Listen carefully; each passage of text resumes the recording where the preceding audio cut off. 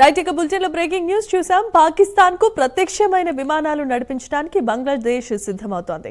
దశాబ్దం తర్వాత జనవరి 29 నుండి ప్రత్యక్షమైన విమానాల ప్రయాణాలు నడిపించడానికి బంగ్లాదేశ్ రెడీ అయిపోయింది.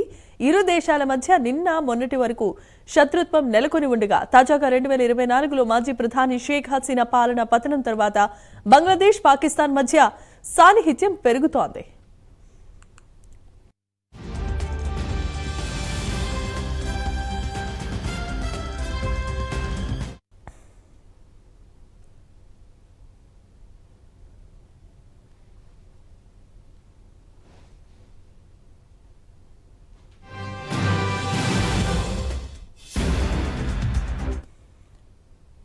రైట్ ఇక ఇదే అంశానికి సంబంధించి మరిన్ని వివరాలను మా నేషనల్ బ్యూరో చీఫ్ కళ అందిస్తారు. కళ చెప్పండి.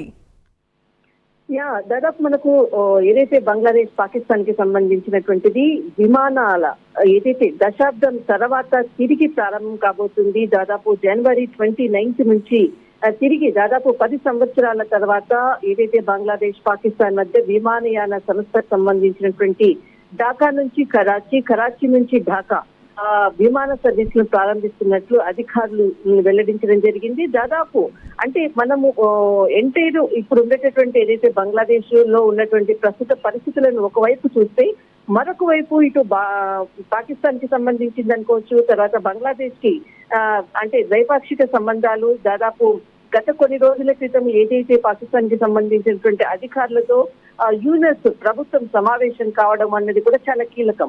ఇందులో భాగంగానే దాదాపు దశాబ్దం నుంచి కూడా ఏదైతే విమాన సర్వీసులు అంటే ఈ రెండు దేశాల మధ్య కూడా ఏదైతే కరాచీ ఢాకా మధ్య ఏదైతే ఉన్నటువంటి విమాన సర్వీసులు దాదాపు చాలా సంవత్సరాల నుంచి కూడా మూసివేయబడ్డాయి.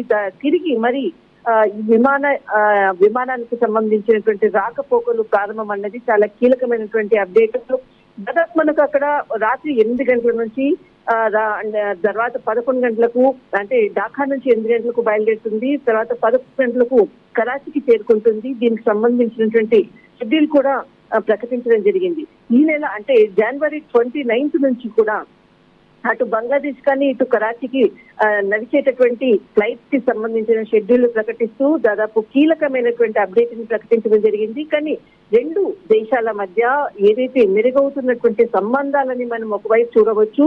ప్రస్తుతం అక్కడ ఉండేటటువంటి ఏదైతే ఉద్రిక్తత పరిస్థితులకు కూడా కొంత మద్దతు ఇస్తున్నాం అన్న విధంగా కూడా పాక్ వేస్తున్నటువంటి అడుగులను మాత్రం ఇక్కడ మనము చాలా క్లియర్ కట్ గా మనము అర్థం చేసుకునే అంశం.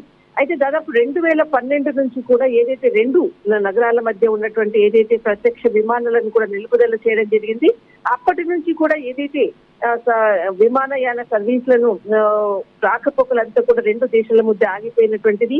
దాదాపు మనకు షేక్ హసీనా ప్రభుత్వం పతనం తర్వాత ఇస్లామాబాద్ మధ్య సంబంధాలు మెరుగవుతున్నటువంటి నేపథ్యంలో కూడా అంటే ఏదైతే షేక్ హసీనాకు సంబంధించినటువంటి ప్రభుత్వము ఇక్కడ ఏదైతే షేక్ హసీనా ఇండియాకు రావడము అప్పటి నుంచి కూడా కొంత ఇరు దేశాల మధ్య ద్వైపాక్షిక సంబంధాలంతా కూడా మెరుగవుతున్నటువంటిది ఒకవైపు.